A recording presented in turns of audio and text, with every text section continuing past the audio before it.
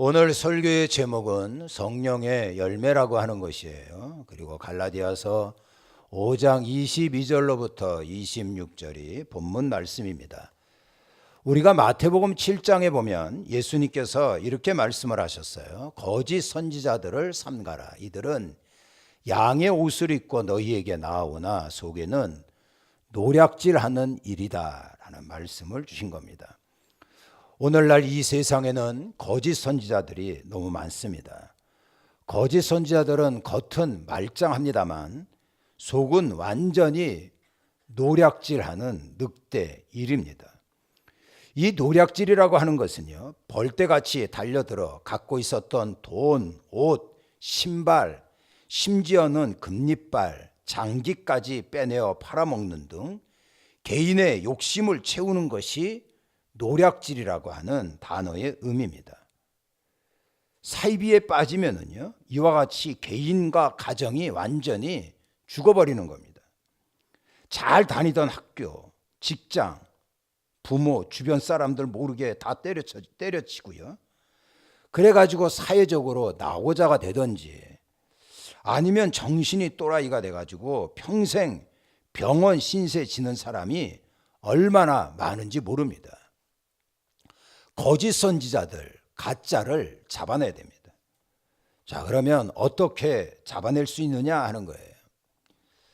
이것은 제가 예전, 그러니까 초등학교 다닐 때 봤던 간첩 신고 포스터입니다. 당시에 간첩을 잡으면요, 서울에 집 2채 내지는 3채 정도 살 수 있는 많은 돈을 포상금으로 받았습니다. 그래서 완전히 인생 역전이었어요. 학교에서 도덕 시간에 간첩 식별하는 법을 가르쳐 줬습니다. 이것이 제가 학창 시절 때 배웠던 간첩 식별 요령이라고 하는 건데요. 새벽에 등산복 차림으로 출연한다. 제가 찔끔했어요. 저는 새벽 기도 끝나고 이런 모양으로, 이런 모습을 가지고 약수터 가거든요. 은연중에 동무라고 하는 호칭을 사용한다. 우리 교회에서는 형제, 자매 뭐 이렇게 얘기하잖아요. 현 정부의 불평, 불만이 많다. 많은 건 아닙니다만 좀 아리송하다. 저는 이런 생각을 갖고 있어요. 군부대 상황을 알려고 한다. 저는 군부대 관심이 많거든요. 우리 교회 아이들이 군대가 있어서 잘 지내고 있는지 관심이 많습니다. 자, 이러고 보니까 제가 몇 항목에 여기에서 해당이 되는 거예요. 간첩인가? 저는 간첩 아닙니다. 참 이렇게 우스웠던 시절도 있었어요. 그때는 참 간첩 잡으려고 많은 사람들이 혈안이 돼 있었습니다. 간첩을 잡아야죠. 그런데요, 더욱 시급한 것은 이게 거짓 선지자를 잡아내는 거. 이게 급선무입니다. 자, 예수님께서는요, 거짓 선지자 분별 요령을 이렇게 말씀을 하셨습니다. 이게 마태복음 7장 얘기인데요. 그들의 열매로 알 것이다 그랬어요. 예수님께서는요, 또 그 말씀을 반복하셨어요. 이러므로 그들의 열매로 그들을 알아라 하는 거예요.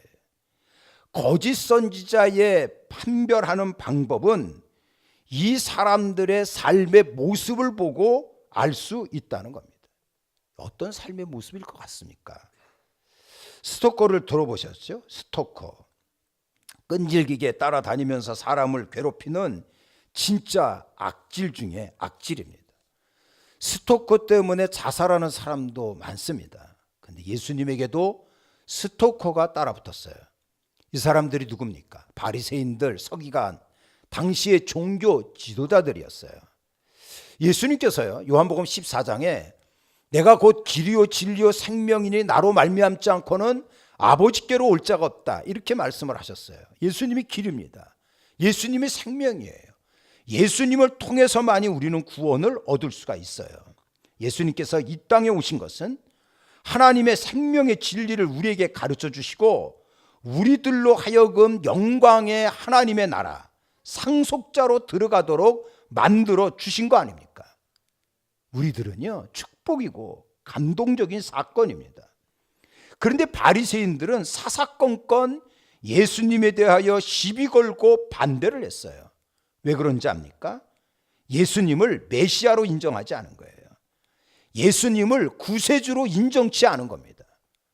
바리새인들은요, 하나님에 대한 지식 박사입니다, 박사.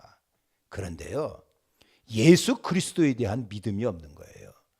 이러한 믿음을 가르쳐서 귀신 믿음이다 라고 말하는 거예요. 야고보서 2장에 보면 그 얘기가 나오잖아요. 내가 하나님이 한 분인 줄을 믿느냐? 잘하는도다. 귀신들도 믿고 떠느니라 라고 나와 있는 겁니다. 이 귀신들도요, 하나님이 계신 줄 압니다만 예수님을 향하여 구세주라고 하는 신앙 고백이 없는 거예요. 하나님의 지식은 박사입니다. 그런데 예수 그리스도에 대한 진정한 신앙 고백이 없다. 이건 꽝입니다. 이건 귀신 믿음이에요. 사도행전 20장에 보면은 사도 바울이 에베소라고 하는 지역에 들어가서 열심히 전도하고 교회를 세웠어요. 그리고 다른 지역으로 이동하면서 에베소 교인들에게 이러한 부탁을 했습니다. 내가 떠난 후에 사나운 이리가 여러분들에게 들어올 것이다. 그런데 이 사나운 이리들, 이 거짓들의 특색이 뭐냐 하면 자기를 따르게 한다라는 말씀이었어요.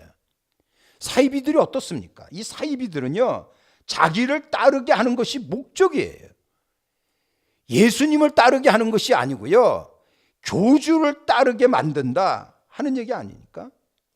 자기를 따르도록 강요해요. 말 안 들으면 좁힙니다. 진짜 말 안 들으면 쥐도새도 모르게 죽여가지고 안매장하는 거예요.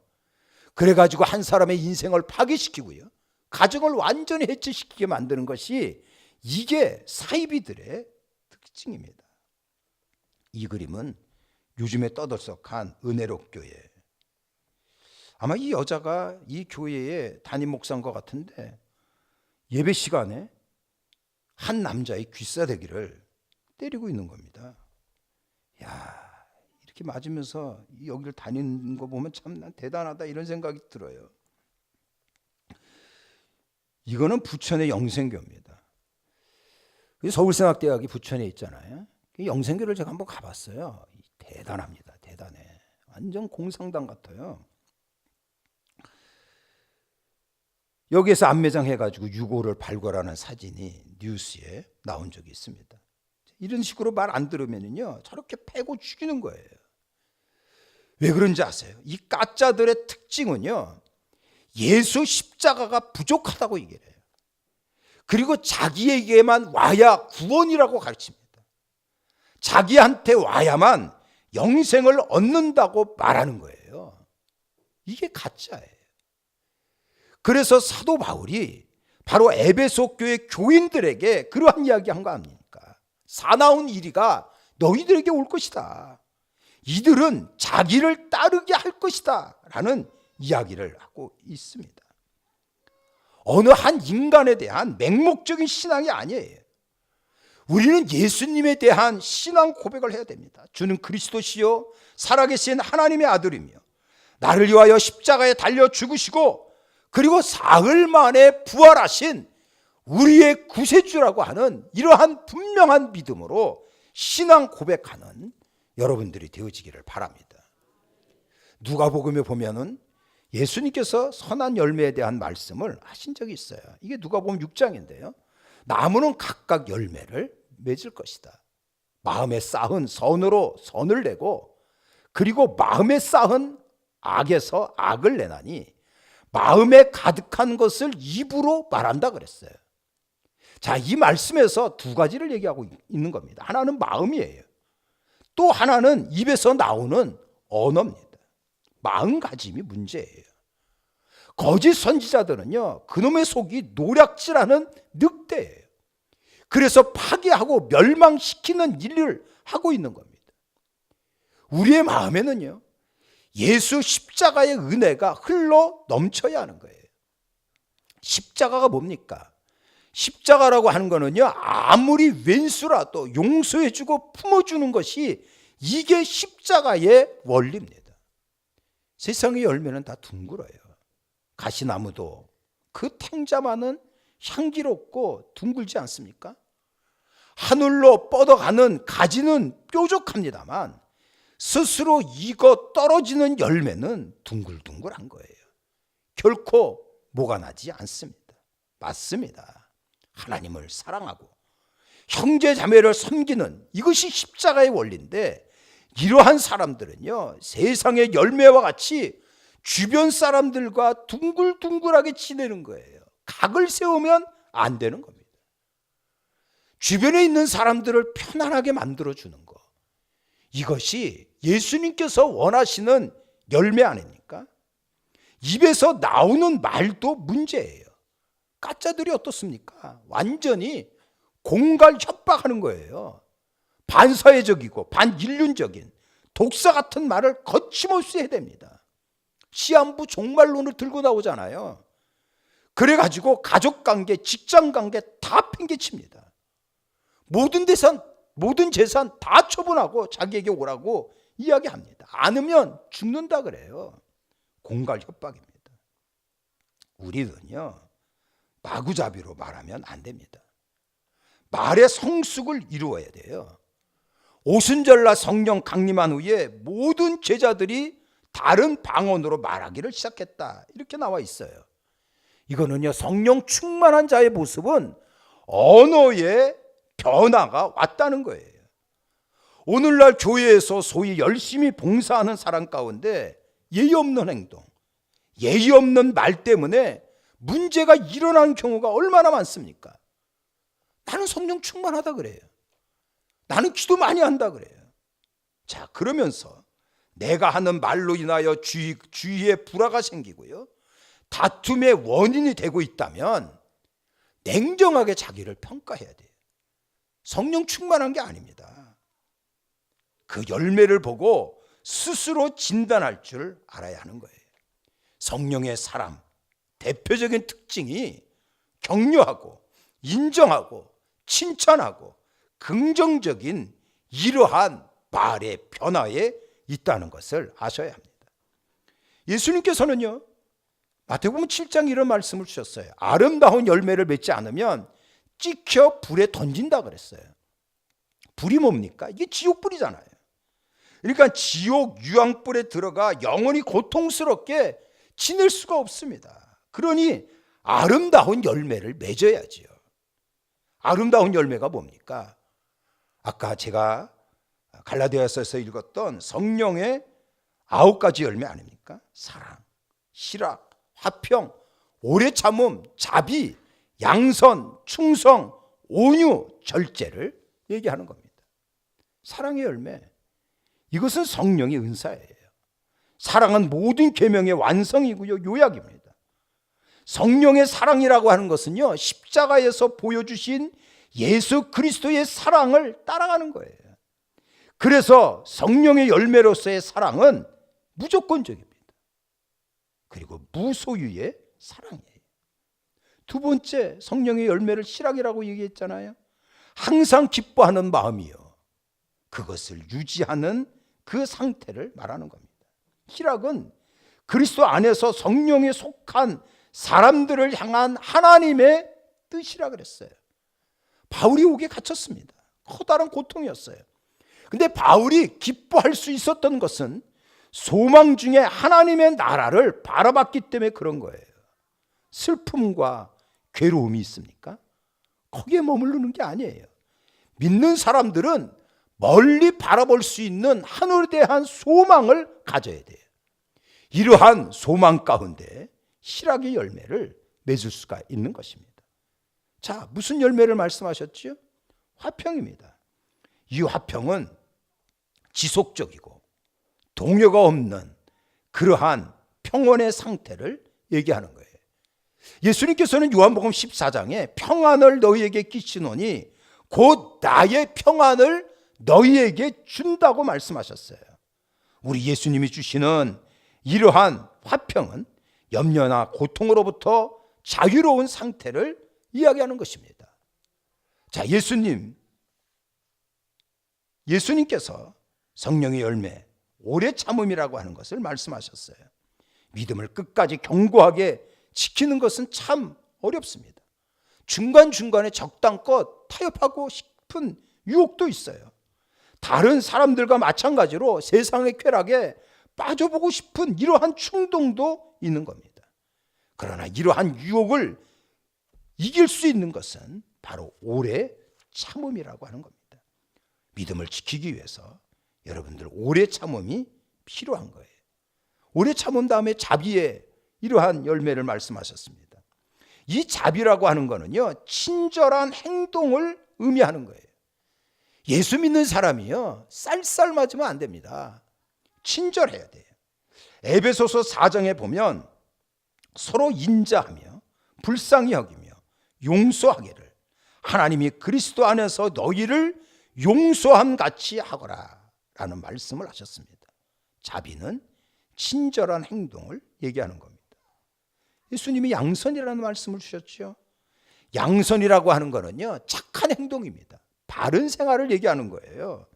이것은 능동적으로 내가 스스로 나서서 착한 행동을 하는 것이 양선입니다. 그래서 에베소서 5장에 보면 빛의 자녀는 모든 착함에 있느니라 라고 말씀을 주신 겁니다. 적극적으로 여러분들 하나님 안에서 선한 착한 행동을 하셔야 합니다. 자, 이 말씀 중에 충성이라고 하는 열매를 주셨어요.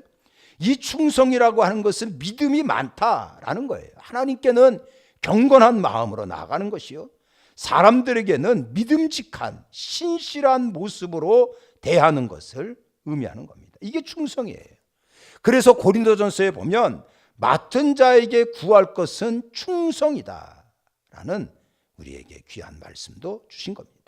자, 예수님께서요, 온유라고 하는 열매를 우리에게 가르쳐 줬어요. 하나님과 사람과의 관계에 있어서 겸손하고 부드러운 자세가 온유입니다. 십자가에서 보여주신 예수 그리스도의 그 마음을 본받아서 우리는 온유한 모습을 가져야 하는 거예요. 마지막 열매가 절제입니다. 믿는 이에게 주어진 자유를 적절하게 사용하여 방종과 무질서의 삶을 멀리하는 이러한 성령의 열매가 절제예요. 이러한 성령의 열매를 우리는 맺어야 합니다. 자, 이러한 성령의 열매를 맺기 위해서요, 우리는 두 가지의 것을 여러분들 명심해야 됩니다. 첫 번째가 뭔지 알아요? 요한복음 15장이 이게 포도나무 비유의 장인데 예수님께서 이렇게 말씀을 하셨습니다. 가지가 포도나무에 붙어 있지 않으면 열매를 맺을 수가 없다 그러셨어요. 그가 내 안에, 내가 그 안에 거하면 많은 열매를 맺을 것이다 라는 말씀이잖아요. 이거는 예수님께 단단히 붙어 있어야 한다는 것입니다. 가지는 스스로 열매를 맺을 수가 없어요. 열매를 맺기 위해서는 나무에 단단히 붙어 있어야 되듯이 우리가 예수님께 단단히 붙어 있어야 합니다. 예수님께 붙어 있다라고 하는 거는요, 첫 번째가 뭐냐 하면 예수님만이 구원자시고 능력자이심을 확실하게 믿는 거예요. 그러면서 두 번째가 주님 안에서 나는 모든 것을 할 수 있다라고 하는 긍정의 믿음을 갖는 겁니다. 예수님께 붙어 있다라고 하는 거는요, 예수에 대한 믿음과 하나님 안에서 나는 모든 것을 할 수 있다라고 하는 이러한 긍정의 믿음을 갖는 거예요. 이런 자에게 하나님의 역사가 일어나는 겁니다. 가지인 나에게 진액이 공급되어 열매를 맺게 해주듯이 하나님 아버지의 모든 권능과 능력이 나에게 흘러 들어오는 거예요. 그래서 내 삶에요, 기절초풍할 만한 희한한 하나님의 기적이 오늘날 우리에게 보여주는 능력의 삶을 누리며 살 수 있는 것입니다. 자, 많은 열매를 맺기를 원하나요? 두 번째가 뭐냐 하면은요, 역시 요한복음 15장에 보면 이렇게 말씀하셨어요. 아버지께서 그것을 제거해 버리시고, 이게 가지치기거든요. 이러한 가지치기를 하는 자 많은 열매를 맺는다는 말씀을 주는 겁니다. 나무는 가지를 잘 가지치기를 해야 잘 자란다 그러잖아요. 꽃은 순을 찝어줘야 제대로 핀다고 얘기를 해요. 겨울에 보리밭에 돋아난 보리싹을 질근질근 밟아야 뿌리가 잘 내려서 잘 자란다고 말합니다. 우리에게도 영적인 가지치기가 필요한 거예요. 여러분들 살아가면서 고통과 아픔과 실패와 절망과 좌절이 있습니까? 이것은 하나님께서 우리의 삶에 함께 해주셔가지고요, 나에게 많은 결실을 맺게 하기 위한 하나님 아버지의 가지치기라는 것을 믿음으로 바라보며 감사하는 자가 되시기를 바랍니다. 사이판 가보셨어요? 사이판의 나무들은 키가 한 2m 정도밖에 안 된답니다.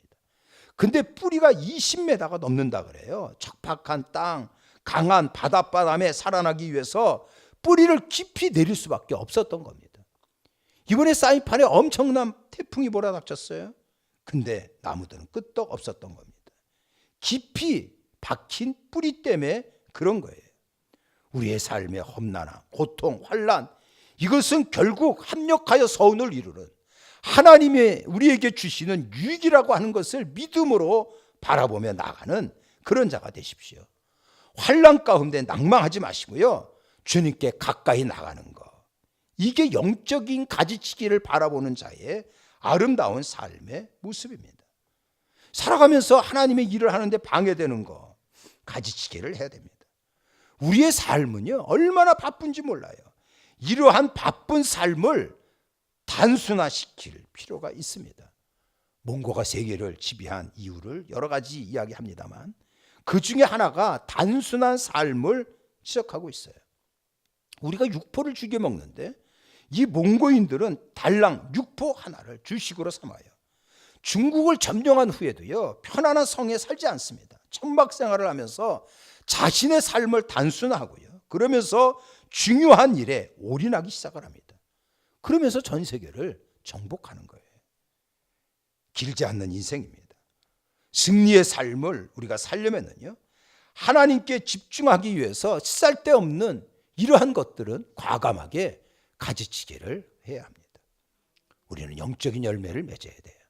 하나님 안에서 승리의 열매를 맺어야 합니다. 그러기 위해서는 예수 그리스도 이분에게 단단히 붙어있는 자가 되기를 바라요. 그래서 여러분들에게 귀한 축복의 열매가 맺어지기를 바랍니다. 창대하고 번성한 하나님의 은총이 우리 모두에게 함께하기를 예수님 이름으로 축원합니다.